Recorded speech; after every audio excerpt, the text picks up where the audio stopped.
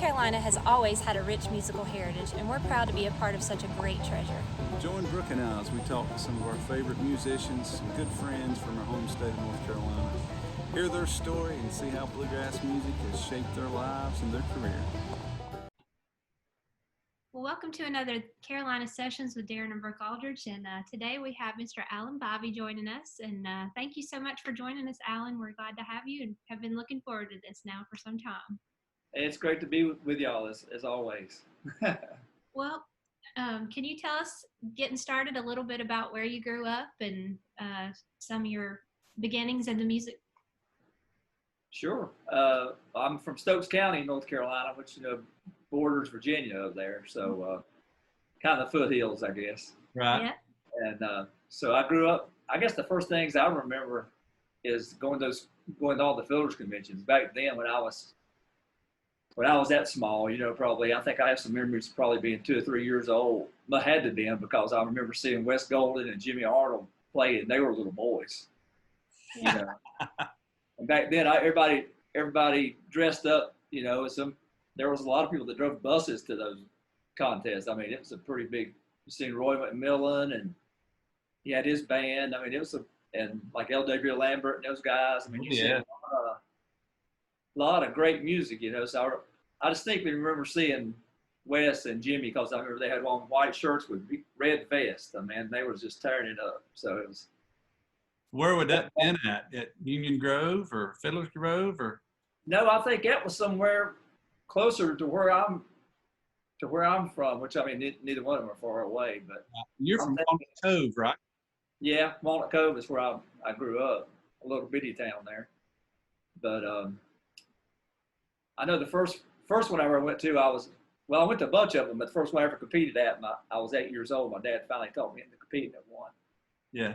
And I didn't want to do it. I remember I put him off for a while. I just didn't want to do it. And they had a 2-day one in Madison. And I went down there and won third place, won $5. Now I thought, I like this pretty good. That's better than cutting grass, wasn't it? It was a lot better than private tobacco. Because they had me in the fields at 5 years old, man, private tobacco, doing stuff, water boy or whatever. So, but I think it was a good time to grow up around there because there's so many great players at all those contests. It seemed like there was one every weekend somewhere, within a 2 or 3 hour radius. And my dad played mandolin with a band with my mom's brothers. Okay. And they all dressed up too, so I was going to them every weekend and checking out all the good players. And I remember when I was 5, he took me, I was already probably into the mandolin, probably more or less because he played it, my dad. He took me to the next town over, which is Walkertown, which is kind of halfway to Winston, halfway to the big town back then. And we seen Bill Monroe when I was 5, and I remember there was me. He played on a big flatbed truck, and my dad had to hold me on his shoulders so I could see good, That's awesome. And I remember it's just like, I know I was just had my mouth open the whole time, I remember on the way home, I said, man, that's what I want to do. That's what I want to do. So we got home and he started showing me some chords and I started chopping, which kind of sounds impressive, but probably I've heard so much music by that time. It'd been bad if I hadn't chopped in time at that. So was your dad your first teacher? Yeah. Yeah. He was. Yeah. And those guys, he wanted to play music all his life, but him and his dad, they'd always loved it, even though they were primitive Baptists, didn't have any music in church, but man, he loved bluegrass. My grandpa did. So, but they never played. So when he met my mom and all her brothers played, then he jumped right in and started playing mandolin with them when he was like 16. So, yeah. Wow. Yeah. He's the first one to teach me, things. But those guys, they wouldn't teach you. They didn't know. Of course, didn't know any music theory. It was all by ear, but what lead they knew, they wouldn't teach you any of that until they thought you could play rhythm good enough, whether it's chopping or whatever. So right. Sometimes I get a little bit bored because they wouldn't show me nothing. So I'd have to sneak off and try to learn some kind of lead licks or something, Uh-huh. When did you think you started progressing a lot more? What age do you think you was, and who was around you picking at that time? Well, I know probably I remember Daddy taking me to Camp Springs was my first big festival experience. Now I know we went there when I was probably, it had to be early 70s, so I was probably 6 or 7 maybe. And we saw the Country Gentleman in Dole. I remember Dole playing Rawhide, man, and it just tore my nerves up.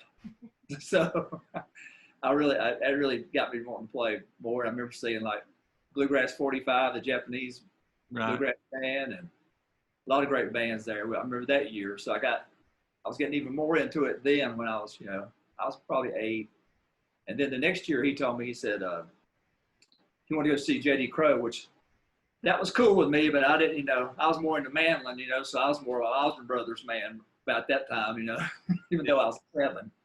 But so we went to Camp Springs, and lo and behold, Tony Rice and Skaggs was playing, but even though I didn't know who they were, I just knew they were just peeling the paint off the tree, all the bark off the trees up there, so I was awful glad. So once I heard that band, I really started playing a lot. Big I mean, it really got me tore up.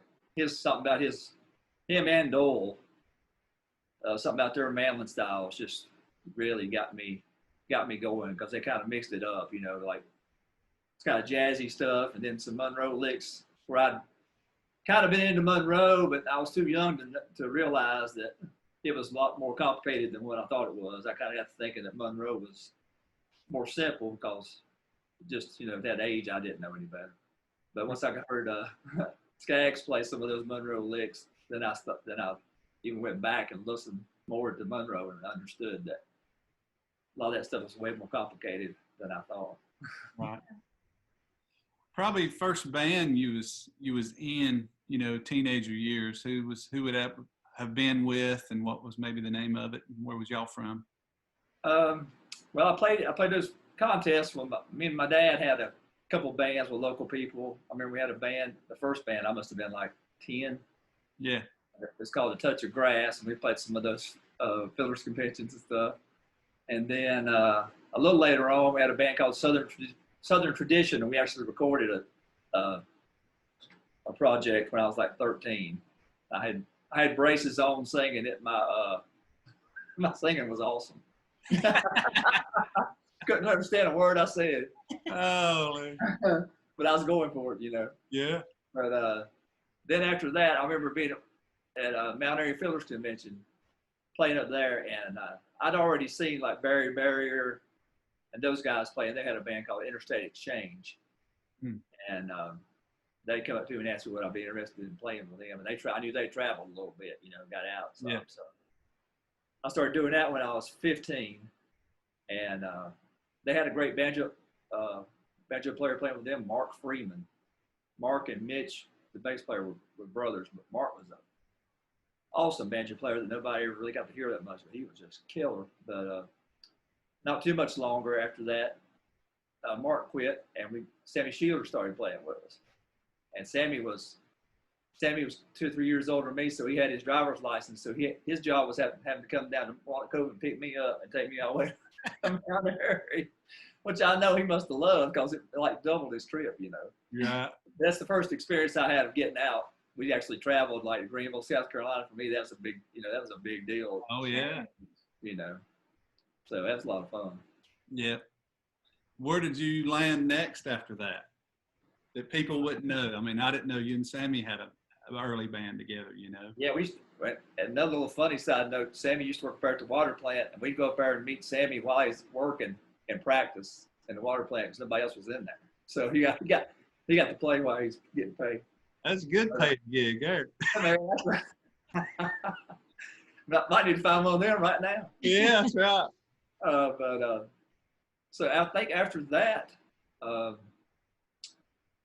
next thing I remember is, following Skaggs like I did, here in Boone Creek next, that's when I probably went from playing a few hours a day to playing a whole lot every day. I mean, and on the weekends I was playing all day, just all day long, every day. Yeah. I had some buddies I've met at the fiddlers conventions. These we used to call them the Rice Brothers because back then you never heard anybody playing Rice stuff. You just didn't hear that back then. Right.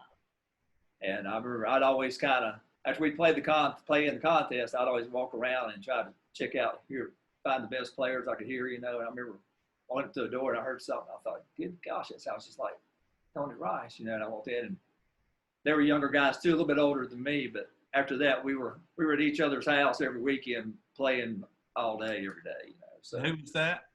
that was Mark and Ronnie Edwards. Edwards, all right. Yeah, but boy, they could throw down, and Mark played a lot of those. Mark played a great electric guitar too, and he started playing. I heard him playing electric guitar and playing triplets and stuff like that. And I thought, man, that would sound awesome on the mantle. Of course, I think everything sounds good on the mantle. It does. So, not being such a huge fan of Boone Creek, it wasn't long. They didn't stay together but a couple of years.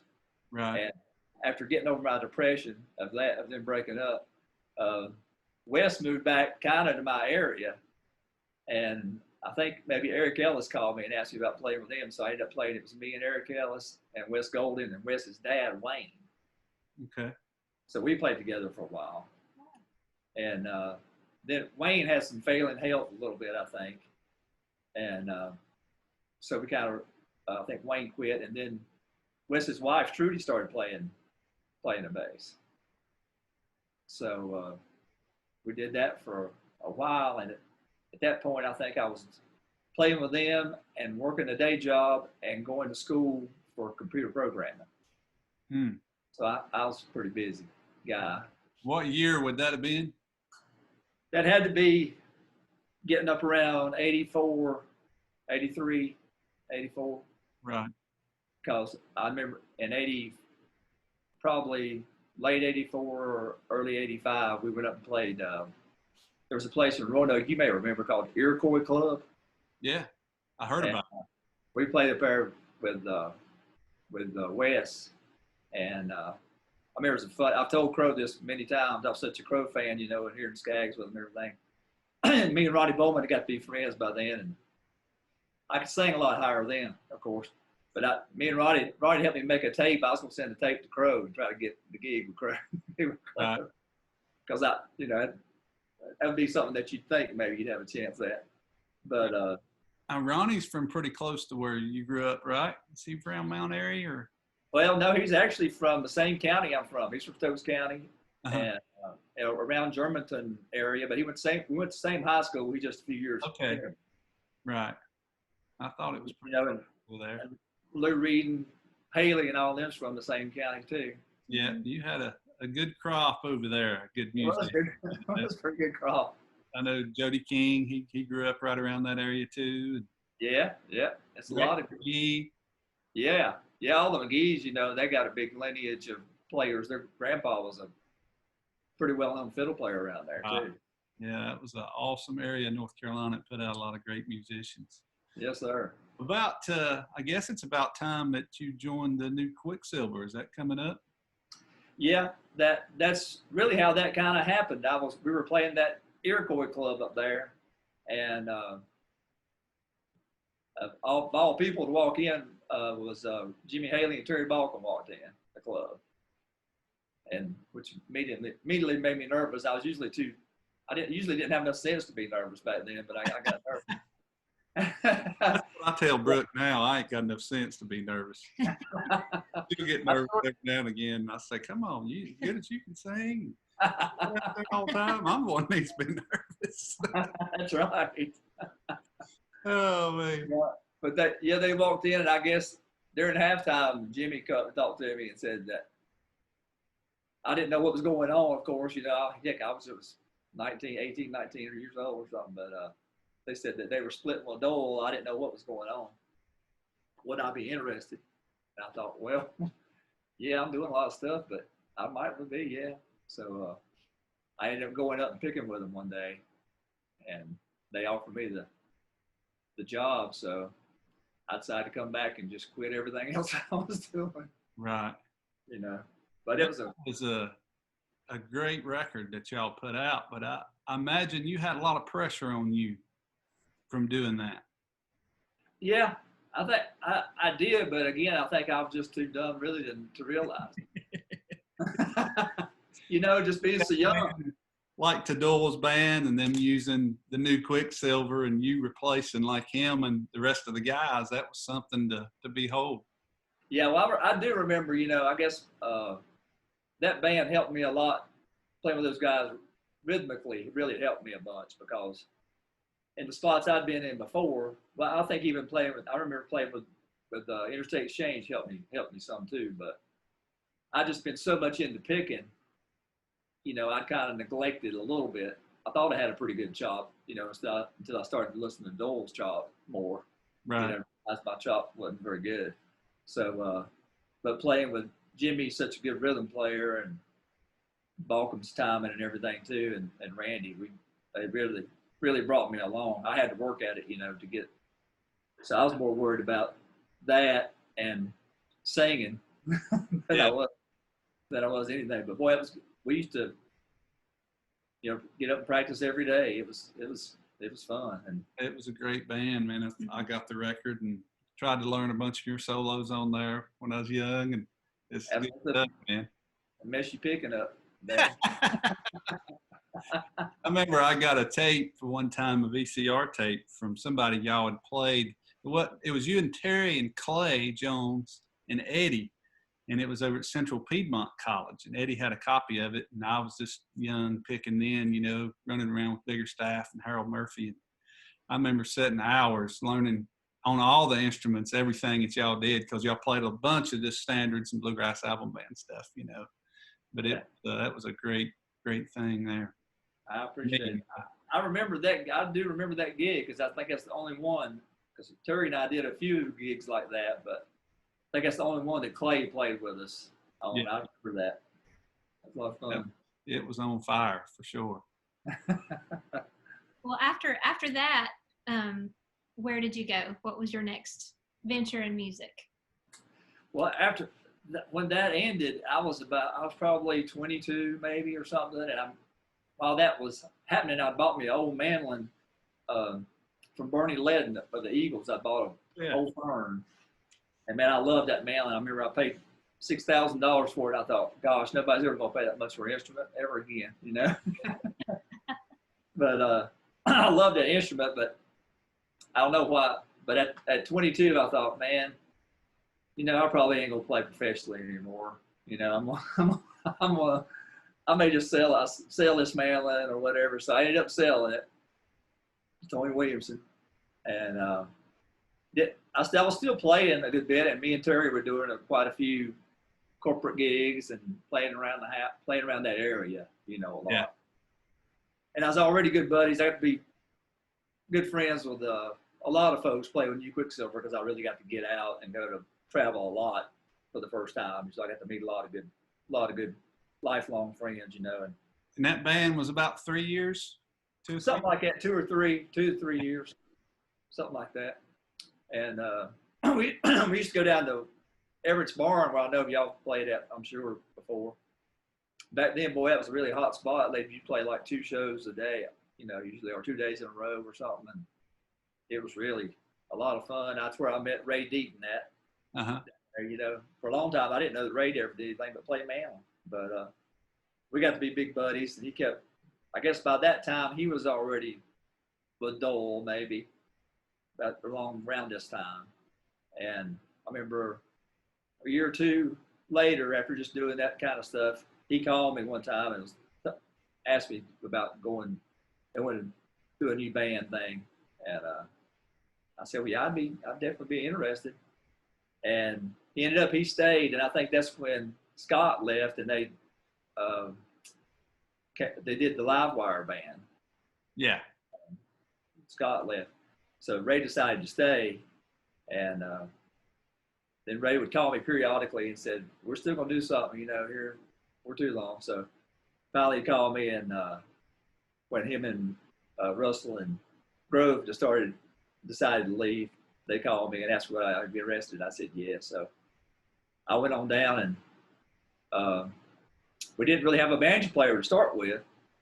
And I remember they had even mentioned Sammy, but we didn't want to take anybody away from another band, or anything, or not. If he would, it would have done that. So we even took a picture with just us four. That's kind of funny. But I remember they asked me one day, "Well, do you know anybody?" I said, "Well, Terry might be interested." Terry, so I think Ray called Terry, and then that's how we got the band started. Right. And how'd you come up with that name? Who thought of that for Third Time Out? I think Russell had really kind of thought about it to start with and asked us, did we like it? Because it was kind of the third major band for everybody. Right. Anyway, that's what I thought. But so that's kind of how we kind of come up with it. But boy, we practiced. Everett's Barn became my home for a while because we'd sit down there and go line by line or word by word, for weeks on end, learning stuff, and then get on stage and recording it. And so that was a really good learning experience for me. another just a great band that our genre is blessed with that you was a part of, man. That was an awesome band there. You did recordings with them, is that right?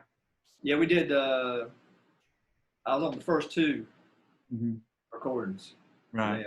Most of that stuff back then, it's different than today, but we pretty much had it ready to roll when we went in there and just cut.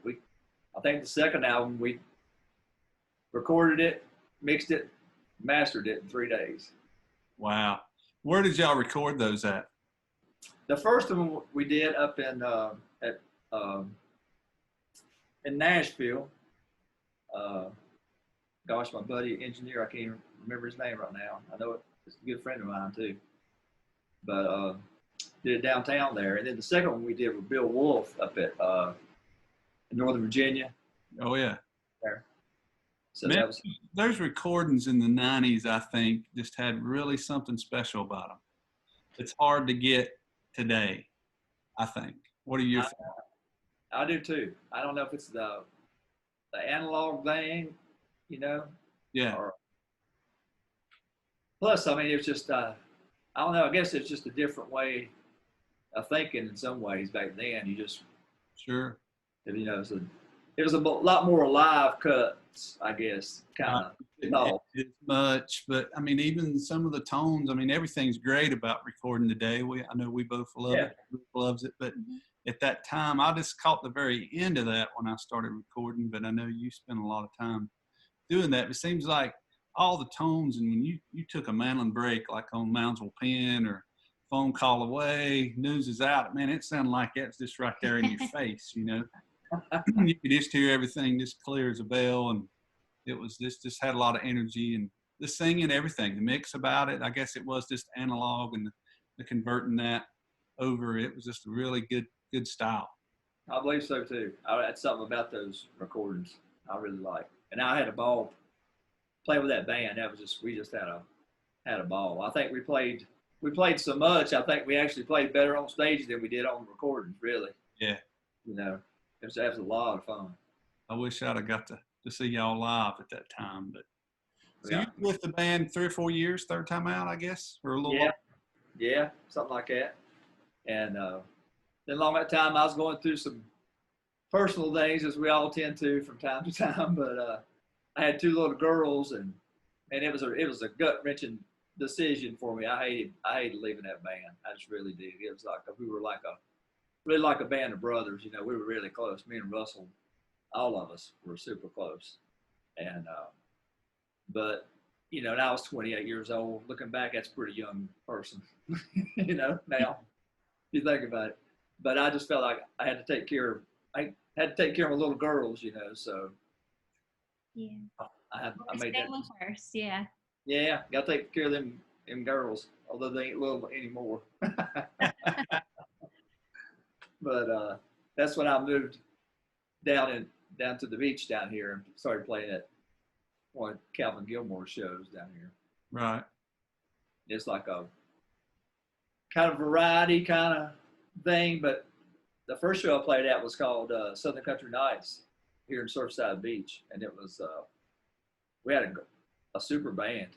I mean, it was just played all kinds of music, but I was kind of the utility guy. I played a little bit of everything, Yeah.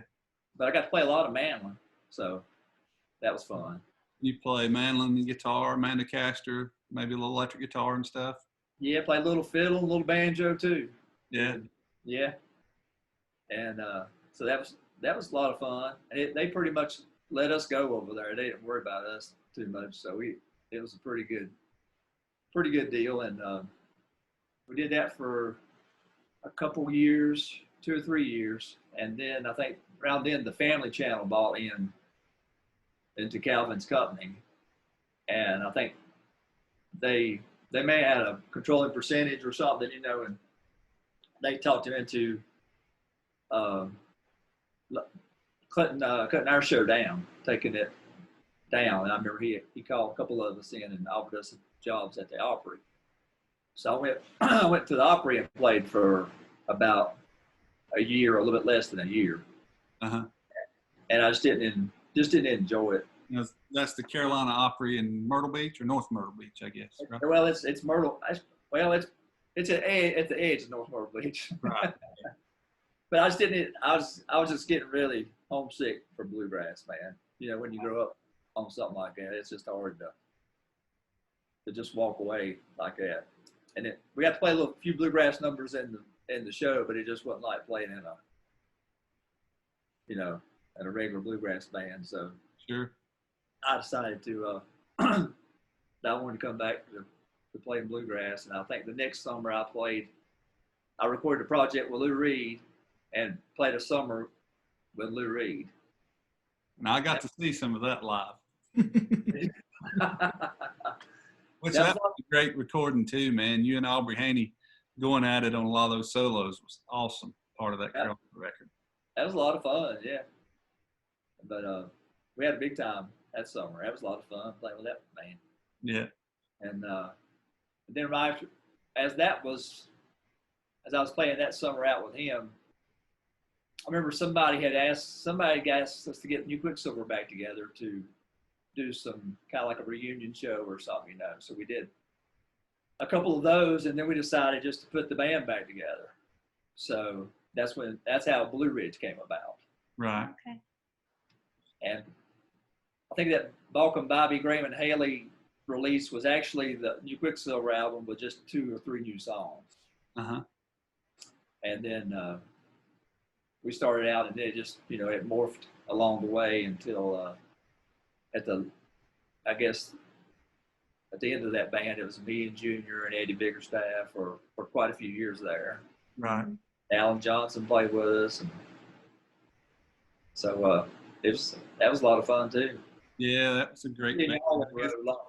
Go ahead. Yeah, I think that's when I met you for the first time. You guys played in my hometown at our local Avery County Fair, because I was from up in Avery County, North Carolina, and I remember coming off stage, and we opened for you guys and come off stage, and I can't remember if Alan or either Eddie said to me, "You need to take some mandolin lessons from Bobby here, so you can do more than just chop on your mandolin," So.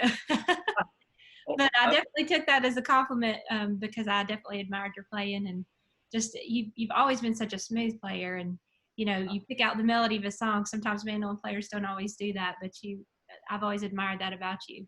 Well, I appreciate that. I remember that gig. I remember saying, because I remember all of us after once you got there singing, we were all like, "Good gosh, that lady can sing, man."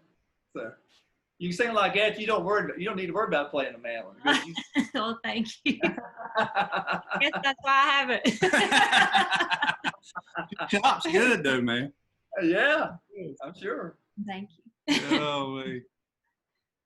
Yeah, that was a great band with Blue Ridge, man. I know, let's see, Eddie, and like you said, I know Dewey Brown was in there for a little while. Yeah. Yes. Wayne Winkle was there. I remember I got on stage. Wayne had an accident or was late to Summersville one time, and y'all hollered at me to come grab a guitar. I think we just pulled in with Charlie, and I come up there and played the first show or something with y'all at Summersville. Yes, sir. You saved us. I'll never forget that one, man. That was a fun time. When I'd been around Eddie, me and Eddie picked, for a long time locally here, and So I'd heard most of the songs, so I kind of knew what was going on a little bit. I was glad y'all asked me. Yeah, you did a great. I remember you did a great job. We couldn't believe how good a job you did just jumping in like that. That was Fun. I remember I had Charlie's guitar, Charlie Waller, on the neck of it. that's right. Oh, you did a heck of a job, man. That was good. thank you. It was fun. And you played a couple more gigs with us, I think, after that too. Until Junior started, I believe I did. Yeah, I remember something in Greensboro, maybe, or Yeah. Yeah. Yeah, it was that's good. a lot of fun, man. When Junior got in there and y'all had Alan Johnson, man, that was such a good bluegrass band. That was a lot of fun. I remember seeing y'all on the road a lot around that time. Right. We played a lot of shows together. We got to hang out some. That was fun. But that was a good band. We could do a variety of stuff. So that was it was very good. I mean, you did a lot of Monroe, and Alan was such a good fiddle player, and you and him could go back and forth a lot. Had Junior and Eddie's really grassy singing, and you're singing, of course, and you had a good quartet. I mean, it was all around a great band. Alan was such a good, and probably is still such a good fiddle player. I could play twin fiddles with him, and it made me sound good. Right. I mean, to Scotland, wasn't it? Yeah, we used to do Scotland and a few other ones. But Yeah. He was pulling me along, and it made everybody think I could play anyway. Oh, you can. Well, after that stint of the band, I mean, y'all was put out several records. I believe you was on Pine Castle Records. With yeah, I think the very first one with Wayne was on Sugar Hill, maybe. Uh-huh. And then, I know the last couple. I know that the Gospel, everything was on Pine Castle. But yeah, that was good. That was a fun time. We had a good bunch. And then you formed what, Grasstown coming up next? Yeah, Phil and Steve called me and asked me about doing that. That was another hard decision. We had a pretty good following as Blue Ridge, and I thought the world of them fellas too. We were like brothers too. Right. But after praying about it a bunch, I just thought that was a good move for me at the time, So Right. Yeah, I know. I think Junior and Alan had some things going on. I know Alan's little kid, like you said, Alan Johnson, was growing up, and he was looking at getting hired at the post office. Yeah. Yeah, that's true. But before he was already leaving before we had. Right. So I think all that was a little bit part of it, Right. But that was a lot of fun. But it was good starting with Phil and Steve too. Phil I'd always known and hung around him and laughed like crazy, hanging out around him. You have to with him, both of them, really. Shoot, I had to learn though on the way to gigs not to put my headphones in or something. If I didn't, I'd laugh so hard I couldn't sing at all when I got to the gig. So, but that was fun. And we did that for a few years, and then Phil left. He'd been having some health problems, But I'm glad he's doing great through all that. He's inspiration to everybody, I think. He sure is, man. Been through so much. Yeah, and just keeps getting it, man. I love that resilience and fight in him, He's got it. I like to think all of us bluegrassers has got a little bit of that, but I don't know if I got what he does or not. He sure does. That was fun. And then before you jump into Grasstown, I'll back up just a little bit. I remember getting a CD at that time. It was a Young Mando Monster CD. And you had 2 cuts on there. And I've been playing a little while. I guess I kind of started in 94, 95. And when did that come out? 97 or 6 or? I think maybe a little bit before that. It could have. I remember I got it pretty young starting, and it just blew my mind, man. You and Wayne and Steffi and Emery was on there, and a bunch of others, Ronnie McCurry. It was just an awesome project. But I'd say yours was probably the hardest and the best on there. So that was this killer. I know Gordon McGregor was on there, and another one in B. I can't remember the name of it. You wrote both of them, I believe. Yeah, it's called Flying High was the name of that one. Yeah, boy, that was killer. I got put on Gaudreau called me, who I've been good buddies with forever. He's just such a great guy. And yeah. that's another thing about this music, I got to meet so many of my heroes and play with them and get to be good friends with them. I mean, that's just unbelievable. But so when he called me, he told me what he's wanted to do and everything. So I'm pretty sure I was still playing at the show down here then when we recorded that. So I called a buddy of mine up around home in Galax. They had a recording studio. So we met. Me and Scott Vestal played on it, and Garland Carter and Jimmy Haley played on those songs, and Grove. Right. So on the way up there, my wife was driving, and I had Gordon McGregor, but I didn't have any other songs. So I said, "Man, if you'll drive, I'll try. I'm gonna sit here and try to come up with something for a second song. I got to come up with something, you know." So she had to listen to me, bless her heart, play probably that mess with trying to put together a song for 4.5 hours, just totally. I mean, golly, I don't know how she did it, but I came up with that song on the way up there, and then we met that night and practiced, all of us, and kind of went over them, then went up the next day and recorded them. Right. Well, that was a lot of fun too. It was 2 great cuts, man. Sure I appreciate that. Yeah, they reissued that. They had to call it Madeline Artistry Volume 1 because they couldn't just say old Madeline players. Oh, man. What mandolin did you use at that time? I knew you had a span mandolin for a long time. I really loved the tone of. I did too. At that time, I was still playing that Randy Wood that I'd played with Third Time Out. Right. After I got rid of that fern, I loved that fern so much, I just wouldn't. It was hard to get happy with something else, you know. Yeah. So I played. I remember I forgot what I had, but I went down to Tony's one day, and Tony was kind of dealing Randy Wood's mandolins at the time. Uh-huh. And he had one down there and that's the one I picked out that I just really loved. Right. Now, was it black top mandolin? Was that right, or which one? Well, it's the real dark. Okay. Yeah.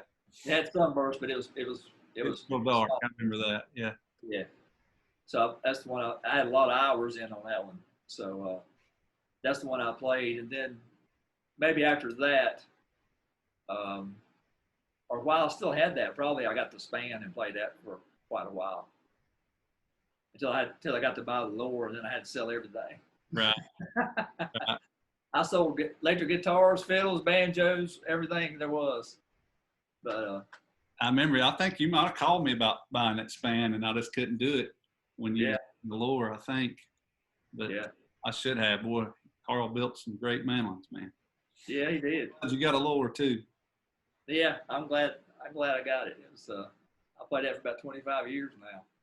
And what year? You can tell everybody what year and month it is.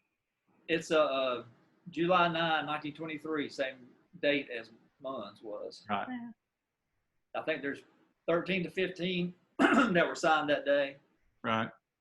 I know Herschel's got one or had one, and Skaggs I know has got one too of that date. But it's pretty cool to have one. Oh yeah. That's awesome. Monroe's date, you know. That's great history for sure. Yeah. Well, you're still carrying on with Grasstown, and I know you've won Mandolin Player of the Year this past year for IBMA and SPIGMA, and you're up for it again this year in 2020. And you tell us a little bit about the band, and all that kind of thing. We're so proud of you. I think it's been a long time coming. You know, you've been one of my favorite mandolin players forever, and I'm glad to see everybody and you getting recognized for that by both industries. I appreciate it, man. It's still I'm always very surprised when I hear my name called out for something. But it's been a lot of fun, and the band's, you know, has stuck in there and done and come together really well. I think the bunch we have together is a good combination, and we've been having Ron Stewart help us, you know, help me produce and mix and master the last 3 or 4. So I think it's all that combination of things has helped a lot. And Justin Jenkins has been banjo player on the last 4 or 5 projects, and I think he's a great player that we'll get his due if he finally he keeps Yeah, just he's hanging there. He'll get his due for sure. And Tony Watts playing guitar, and on the ones we've been doing so far, Laura Orshaw is playing the fiddle. But we're getting ready to come out with a new single here before too long that kind of harkens back again to the new Quicksilver days and Wes Golden. Actually, me and Wes got together and written a couple songs. So he's a dear friend of mine, and we redone Hitchhiking to California, and that's going to be our first single. Yeah, that'll be. I look forward to hearing that. I thought that'd be fun. And I absolutely love the gospel stuff, but it'd be fun to come out with something kind of blazing a little bit and picking. Right. You know. So, but yeah, we just really appreciate. When we started the gospel project, I told everybody in the band, I said, we'd all got together and decided that's what we thought we were led to do. A gospel project. And at the time, I just figured, I said, well, y'all might want to know that it probably won't get played as much as bluegrass because there's just not many gospel shows, or whatever. Man, it has. It's been really good. I know, that's the surprise. I bet it's been played more than our bluegrass stuff. So I guess that shows you put it in the Lord's hands. Everything works out, don't it? That's right, exactly always. right. It was just to say again, man, your mandolin style. I know you've been influenced by a lot of different people, and the time you come up and seeing, but you can tell. I always can, and about everybody else can too. It's been influenced by you, but you can tell after a bar or two, it's Alan Bibey playing the mandolin. Yeah. And that's something you said for right there, man. I appreciate that. I appreciate it a lot. I know many of us young players have struggled forever trying to learn a lot of them solos you've come up with. Oh, Lord. But it's been fun, and our business has been better in the music has that you've been a part of it. I appreciate it. It's been, I wouldn't trade anything for it, really. We might not get real rich or anything in monetary ways, but all the friends you get to meet and lifelong relationships that are all good people. There's so many good people in this music, and getting to be friends with heroes that, it's just incredible. I get to be friends with Skaggs and Doyle that I was so crazy about. I mean, they were like, Elvis to me, so that's just so cool. Yeah. Well, and music's such a beacon of hope. It brings, so much goodness in times of good or bad. And, I think that's the cool thing about it too, is that we've gotten to be, all of us in the bluegrass world and the music industry in general have gotten to be a part of that. So it's neat about it in that aspect. Yeah, I agree totally. I know a lot of people have been inspired by y'all too, man, and y'all's music. I just love y'all's sound and such good folks. I'm just blessed to be able to call y'all friends. Yeah, we appreciate it. Yeah. What would you say about North Carolina and the history of that and the musicians that came out of it? It's been blessed, I know, and you've been a big part of that growing up, how it's helped the music, I think. Even back to Earl, joining Monroe's band and in the late 40s there, and what North Carolina's always brought we call a good style to the music. Definitely. I definitely agree. I think a lot of it goes back to Earl. Yeah. Really. No matter what instrument you play, if you grew up listening to that drive, I think it affects you on any instrument that you play. Because in my house, it was either Bill Monroe or Earl Scruggs or Lester Flatt, Earl Scruggs, or them together. That's the recordings that was around for me to listen to. I didn't know there was any other kind of music until I was 8 years old and heard a Buck Owens record. So, so after hearing Earl, that drive, I think I don't know if that's just a regional thing, a part of it. I mean, we know that there's a lot of killer pickers from all over, especially like Kentucky and Tennessee and stuff like that. But there's something about that North Carolina style for sure. I don't know if it's in the water over there or what, but it's definitely something about it, I think. Right. Yeah, that whole nucleus of around Carolina and top edge of Virginia, where you grew up there, you, like you said, a lot of pickers that you picked with lived just across the line, and even into Tennessee, all that right there. It's close and borders North and South Carolina. Man, there's so many good pickers that come from right there. And must be the festivals and fiddlers conventions and the group of people that can get meshed together real quick. And you grew up with a lot of great ones that you learned from, and just come up with great music together. I think you're right. I think back then, especially all those fiddlers conventions going on, you got to see what was so cool. I got to see them up close, you know. So like pickers like Rick Aldridge, when I first started playing, he was just like, he was wearing them out, you know. He was by far the best mandolin player around. So I would just go wherever he was at in the building. I was just there like, you know, like this. I was checking it Right. as hard as I could because he was just killing it, you know. So that's a whole different thing than hearing it on the record. That's great, but when you get to see it up close and see actually what's going on, that's the real thing right there. So I really hung out with that. But I think it's definitely something about that. And I know I heard Jason on his interview say that about the way we all talk and Right. and sing and stuff together. Something about that too, for sure, you know. But Yeah, it's like you said, hearing that timing and that drive and playing, being able to play each instrument and understand it, it's something to be said for. Special. Yeah. Yeah, definitely. Well, we thank you for joining us today, man. You've been a good friend, a good buddy down through the years, somebody for me to look up to. I know on music, mandolin playing, and I just finally gave up and started playing guitar a little bit. I could never play that. So. Oh, you don't need to do that, but I sure do appreciate it, man. Oh, yeah, we enjoyed it. And best of luck to you again this year. Thank you. You Mandolin Player of the Year and all the nominations. And I appreciate it. Y'all too. Get all out and go to a festival sometime soon, man, and get to hang out once again. I hope so. Hope it ain't too long. Me too. All right, let's go hit the golf ball sometime. Let me know. I'm ready. All right. All right. Thanks again. Thank y'all so much.